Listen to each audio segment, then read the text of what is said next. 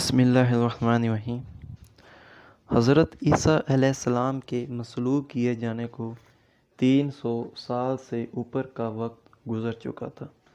Roman umpire ایک بڑی سلطنت تھی اور وہ زیادہ تعداد میں بت پرست تھے، اور وہ کسی دوسرے مذہب کو اجازت نہیں دیتے تھے کہ وہ یہاں پھیلے پھولے۔ عیسائی بھی 10% سے کم تھے اور وہ چھپ کے رہتے تھے۔ ان کو قید کر لیا جاتا تھا، ان کو سزائیں دی جاتی تھیں، اور اس طرح یہودیوں کے ساتھ بھی رومن کا یہی رویہ تھا۔ ان کو بھی طرح طرح کی اذیتوں سے گزرنا پڑتا تھا۔ تو کیا ہوتا ہے کہ ایک بہت بڑا چینج آتا ہے، اور 312 میں دو بڑی رومن امپائر آپس میں لڑ پڑتی ہیں۔ ایک کا نام کانسٹنٹائن اور جبکہ دوسری میکسینٹن ہوتی ہے، اور وہ دعویٰ کرتی تھیں کہ کون پورے رومن امپائر پر قبضہ کرتا ہے۔ تو یہاں تاریخ کا رخ تبدیل ہو جاتا ہے۔ کانسٹنٹائن شہنشاہ جنگ سے پہلے کہتا تھا کہ اس نے آسمان پر ایک بہت زیادہ روشنی دیکھی ہے، اور اس روشنی میں اس نے صلیب نما نشان دیکھا ہے، جس کے اوپر ایکس اور وائی کا نشان بنا ہوا ہے۔ وہ کہتا تھا اگر ہم اس کو فوجیوں کی ڈھال پر بنا دیتے ہیں تو ہم جنگ جیت سکتے ہیں۔ تو اس طرح وہ جنگ جیت جاتے ہیں، اور جو ان کا مخالف شہنشاہ ہوتا تھا، مطلب میکسیٹن کا شہنشاہ، وہ مارا جاتا ہے۔ کانسٹنٹائن کی 312 سے 337 تک حکومت ہوتی ہے، بلکہ اس سے بھی زیادہ عرصہ کی وہ حکومت کرتا ہے۔ اس دوران کرسچین کو سکھ کا سانس ملتا ہے، کرسچینٹی کی تبلیغ شروع ہو جاتی ہے۔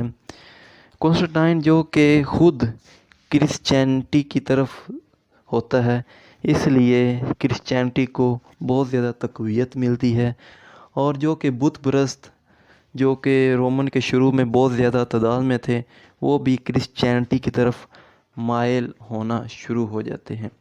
اور اس طرح کانسٹنٹائن عمر کے آخری حصے میں کرسچینٹی کی رسومات پوری کرتا ہے۔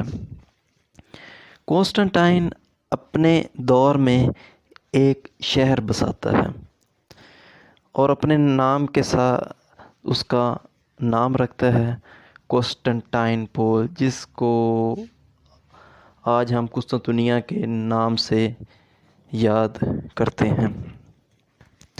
تو وہ وہاں ایک چرچ بنواتا ہے۔ اس دوران وہ چرچ بہت چھوٹا ہوتا ہے، اور اس کو تقویت اور وسعت ملتی ہے جسٹنٹائن اول کے دور میں۔ وہ اس کو بہت زیادہ وسیع کرتا ہے، اور اس کو اس ڈیزائن سے بنواتا ہے کہ وہ شاندار نظر آتا ہے۔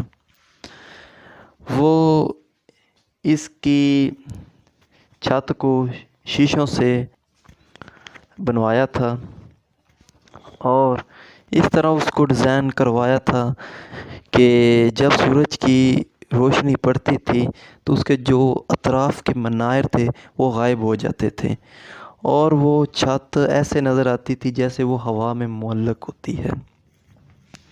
تو اس طرح ایک شاندار وہ چرچ اس نے بنوایا تھا۔ تو یہ چرچ 1453 تک قائم رہتا ہے۔ تو اس کے بعد سلطان محمد فاتح قسطنطنیہ کو فتح کرتا ہے، اور اس چرچ کو وہ مسجد میں تبدیل کر دیتا ہے۔ تو وہاں کے لیجنڈ مطلب پادریوں کا عقیدہ ہے کہ کچھ معزز پادری چرچ کی دیوار میں غائب ہو گئے ہیں، اور ایک وقت ایسا آئے گا جب وہ اپنے شہنشاہ کے دور میں مقدس چیزوں کے ساتھ حاضر ہوں گے۔ مطلب اس طرح کا ان کا عقیدہ ہے، اور آج بھی عیسائی اس عقیدے کو مانتے ہیں۔ یہ مسجد 1453 سے لے کر پہلی جنگ عظیم تک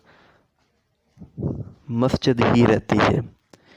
پہلی جنگ عظیم کے بعد خلافت کے ٹکڑے ٹکڑے ہو جاتے ہیں، عثمانیہ خلافت ٹوٹ جاتی ہے، تو اب عیسائیوں کی نظریں اس پر آ جاتی ہیں کہ یہ جو جگہ ہے، مطلب آیا صوفیہ جو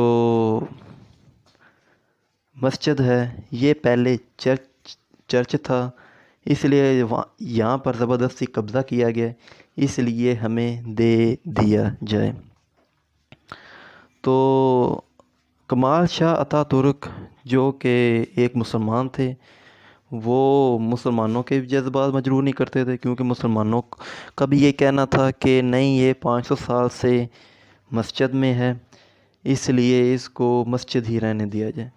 تو کیا ہوتا ہے کہ کمال شاہ اتا ترک ایک بہت اہم قدم اٹھاتا ہے، اور وہ اس کو میوزیم میں تبدیل کر لیتے ہیں، تاکہ وہ کسی فساد میں نہ لوگوں کو دھکیلے، کہ مسلمان بھی آئیں اور عیسائی بھی آئیں، وہ یہاں پر آئیں اور میوزیم کی حیثیت سے یہاں پر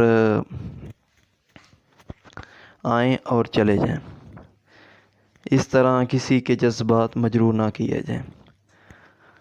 تو پہلی جنگ عظیم کے بعد سے لے کر 2020 سے پہلے یہ میوزیم تھا، اور اب یعنی 2020 میں ترکی کے صدر رجب طیب اردوان اس کو دوبارہ مسجد میں تبدیل کر دیتا ہے۔ تو دوستو، یہ تھی آیا صوفیہ یعنی ہیگا صوفیہ کی پرانی تاریخ، کہ کس طرح پہلے اس کو قسطنطین نے چرچ میں چینج کیا، ایک چرچ بنوایا، پھر اس کو جسٹنٹائن نے وسیع کیا، پھر سلطان محمد فاتح نے اس کو مسجد میں تبدیل کیا، اور پھر 500 سال تک مسجد رہی، پھر میوزیم میں چینج کیا گیا، اور 2020 میں اس کو دوبارہ مسجد میں چینج کیا گیا۔ تو یہ تھی دوستو آیا صوفیہ کی کہانی، پرانی تاریخ۔ اگر آپ کو ویڈیو پسند آئے تو نیچے کمنٹ کرنا، ویڈیو کو لائک کرنا، اور چینل کو سبسکرائب کرنا، تاکہ آئندہ بھی آپ کو اس طرح کی انفارمیٹیو ویڈیو مل سکے۔